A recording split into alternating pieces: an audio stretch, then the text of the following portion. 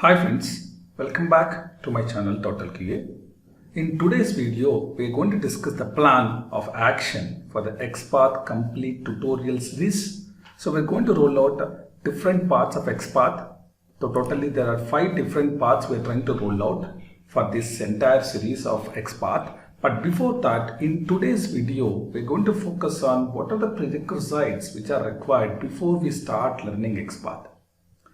The first point is HTML tree. We will focus on a basic example of HTML and try to understand the HTML tree structure. Then we'll move on to examples. We'll take 2 different examples why we need to go for XPath. We will discuss that. And also today we're going to discuss a very new latest plugin which has been released, which will be very helpful for us to write XPaths or CSS selectors on different browsers, which is Selectors Hub. Previously, there is a ChroPath plugin available that is only installed on Chrome, but Selectors Hub is a very new plugin which has been released, can be used on multiple browsers. So I'm going to show one of the example how to download the Selectors Hub and try to practice the XPath example using Selectors Hub. We are going to cover all these topics in the prerequisite video that is today we are going to discuss now. First point, HTML tree. So in a HTML web page, HTML is mainly useful for designing web pages. HTML stands for Hypertext Markup Language. HTML stands for Hypertext Markup Language. Hypertext Markup Language. HTML contains all predefined tags. In HTML, the first tag is HTML, starts with HTML tag name, and the tag name always mention between the angular brackets, means I have to mention here this and I have to mention here this. This is the HTML tag name. Under HTML, we are having 2 different sections. One is head section, then the second section is body section. And when you have a start of the head section, you will be having an end of the head section, the closing of the end head section, that is head. Similarly, you will be having a body also in the here.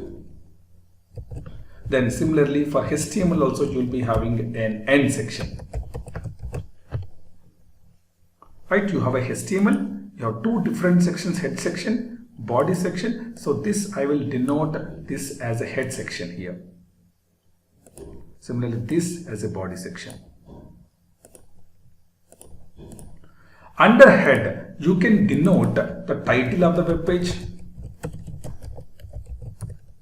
the script language, either JavaScript or VB script, and also the style section where it will be useful for us to write down CSS, the styles which are applicable for the web page. In the head section we can denote title, script, style. Similarly in the body section you can denote tables. Basically table contains a table body. A table body contains multiple table rows. Suppose we are planning to design 3 table rows.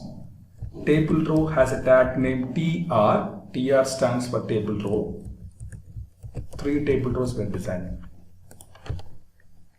We can do one thing. This will try to keep it a little further. This and just put it here.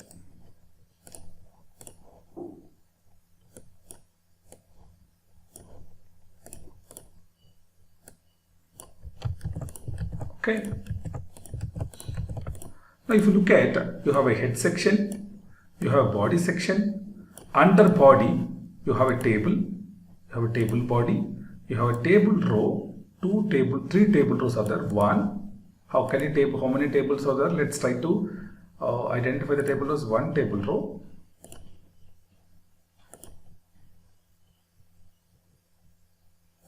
1 table row. Then similarly, you have one more table row, then another table row, second table row, then third table row.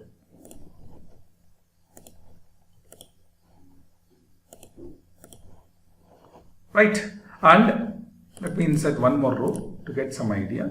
So here you have a table close. So closing the table. Right. Similarly, in the table row, you can have multiple columns. In a row, you can have multiple columns. You have to denote the column as table data TD. Similarly, TD. And you will be having two table data columns, mainly or one table data.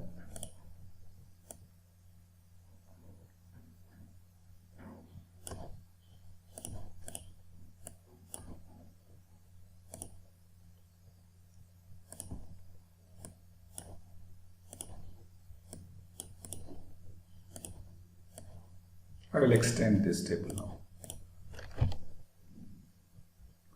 Okay, so now based upon this understanding, we will try to list down some information in the bottom here.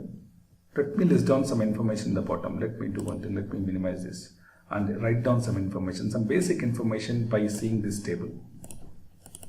Okay, so how many table rows are available in this table? Let me count. Table rows TR. How many are there? 1, 2, 3. Right? We have 3 table rows. Count.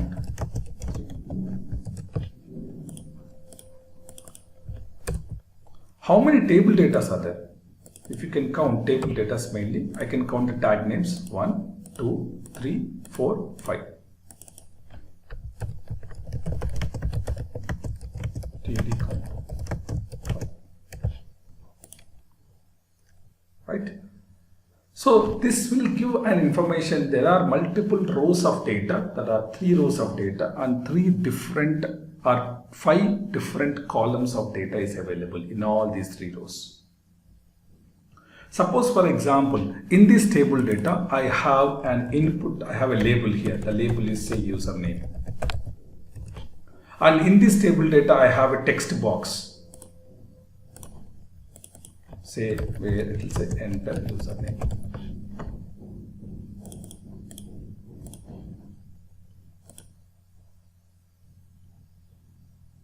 We have enter the username, this is the label and this is the text box. Similarly, you will be having here the password as a label and here you have another text box, that is enter password. That's a placeholder we are writing it here. Password. And here you have a login button to log into the website.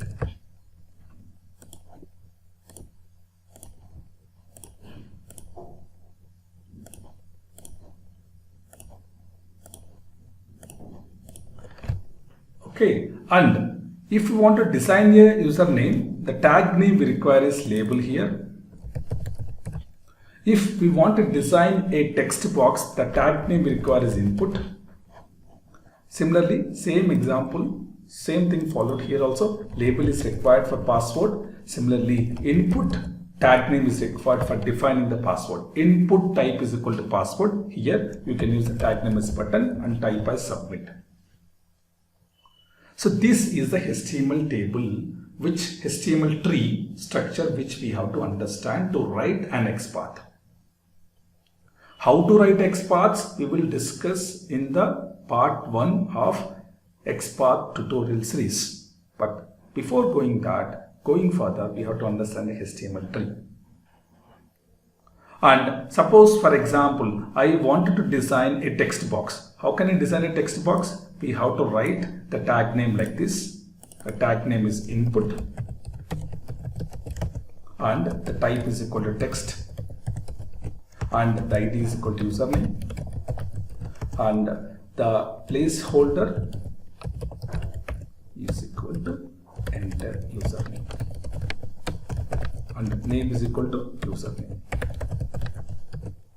That's it. This is how you define a text box. This is how you define a text box. Now, based upon this information also, we will try to list down some questions and get the answers for it. Let me write down some questions and get the answers accordingly. Okay, so what is the tag name for the text box? The tag name for the text box is input. What are the attributes of the text box? The attributes of the text box are ID, type, placeholder,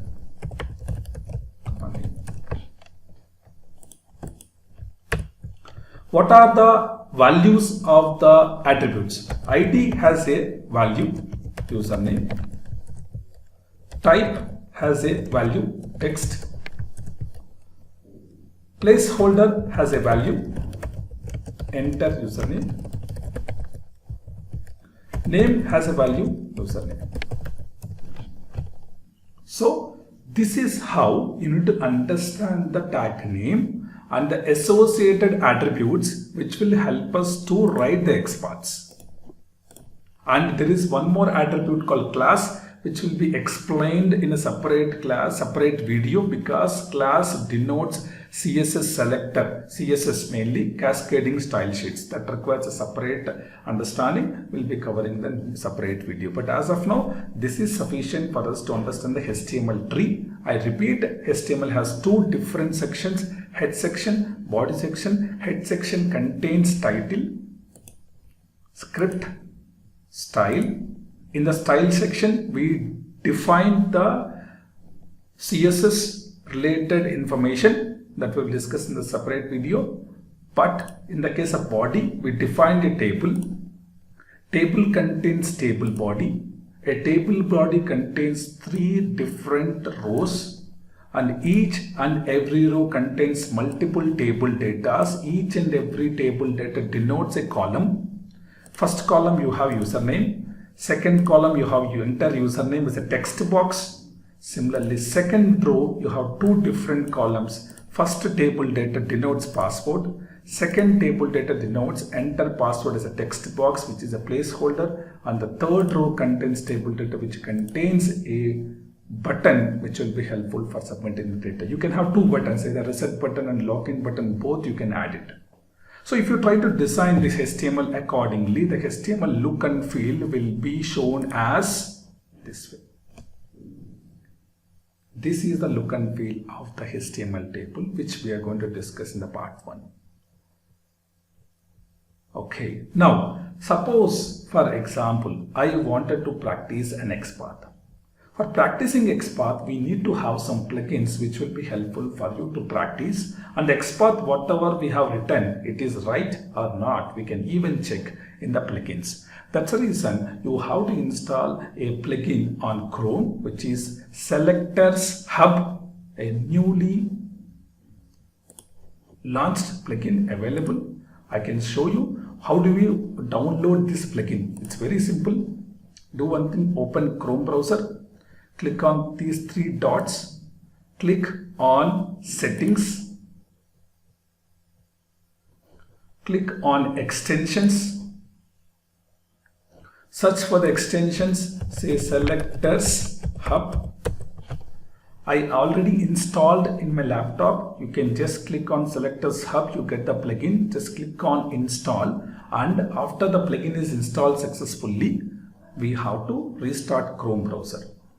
And once we complete the installation of Chrome browser, how do we identify the elements in Selectors Hub? Very simple. Open the website and highlight in the text box.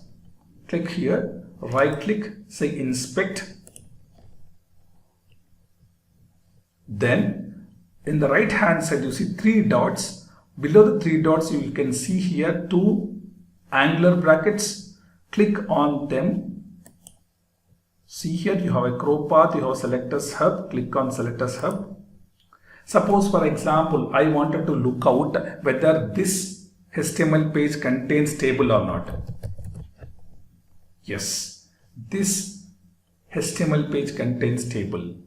how many table rows are there? If you look at the HTML tree, try to compare the HTML tree. I have one body section, one title section, or I can see there are 3 table rows. Let me find out how many table rows are there.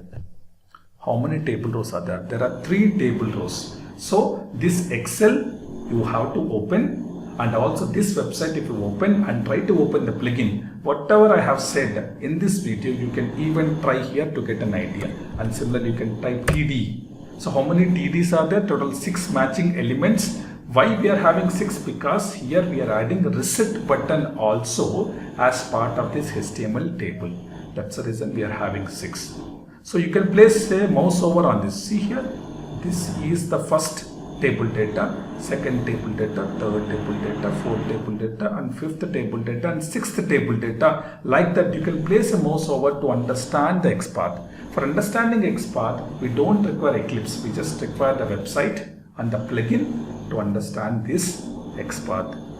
Okay, so we will understand more about XPath in the part 1. So before that, try to have these prerequisites: download plugin, open the application, and understand the HTML tree. Practice some of the tag names. We are not writing XPath, we are just typing the tag names: HTML, body, table, TD, TR. We are just typing the tag names. Then in the part 1, we will discuss about XPath, absolute XPath, relative XPath, all these examples. Okay, thank you.